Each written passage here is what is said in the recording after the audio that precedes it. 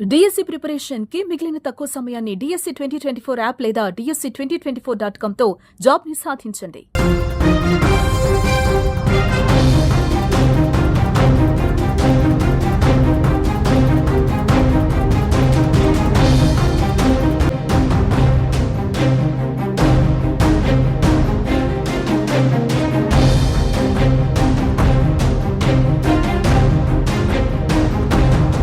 జమ్మూ కశ్మీర్ లక్ష్యంగా ఉగ్రవాదులు మరో దాడికి స్కెచ్ వేసినట్టుగా తెలుస్తోంది.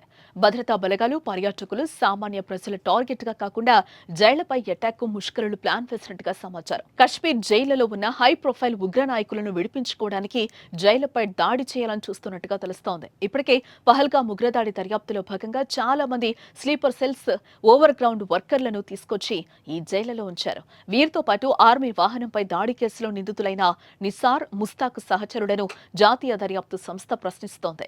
లష్కర్-ఏ-తోయిబా సంస్థతో ఉన్న సంబంధాలు, స్థానిక ఉగ్రవాదులు ఎవరెవరు పాక్ ఉగ్రవాదులకు సహకరిస్తున్నారు, ఎక్కడ తలదాచుకుంటున్నారనే కోణంలో ఎన్ఐఏ విచారణ జరిపింది.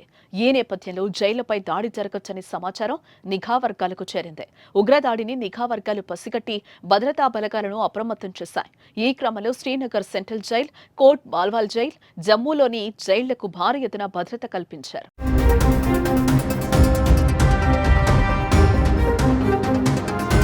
పహల్గామ్ ఉగ్రదాడి నేపథ్యంలో స్థానిక ఉగ్రవాదులను ఎన్ఐఏ విచారిస్తోంది. అలాగే పాత కేసుల్లో ఉగ్రవాదులను ఆరా తీస్తోంది.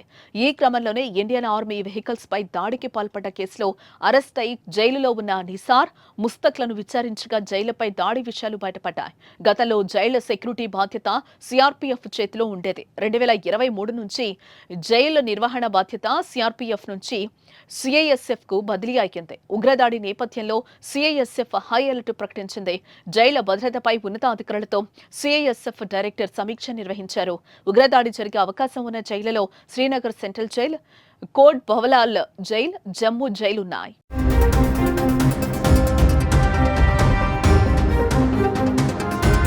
జమ్మూ కశ్మీర్లోని పూంచ్ జిల్లాలో సోమవారం భద్రతా దళాలు ముష్కరులు పనిన కుట్రను ఛేదించాయి. సైనిక బలగాలను లక్ష్యంగా చేసుకునేందుకు ఉగ్రవాదులు దాచిన కమ్యూనికేషన్ పరికరాలు, 5 ఐఈడీలను స్వాధీనం చేసుకున్నాయి.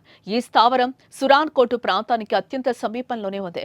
భద్రతా దళాలు, జమ్మూ కశ్మీర్ పోలీసులు సంయుక్తంగా నిర్వహించే ఆపరేషన్లోనే ఈ స్థావరాన్ని గుర్తించి ధ్వంసం చేసినట్టుగా అధికారులు తెలిపారు.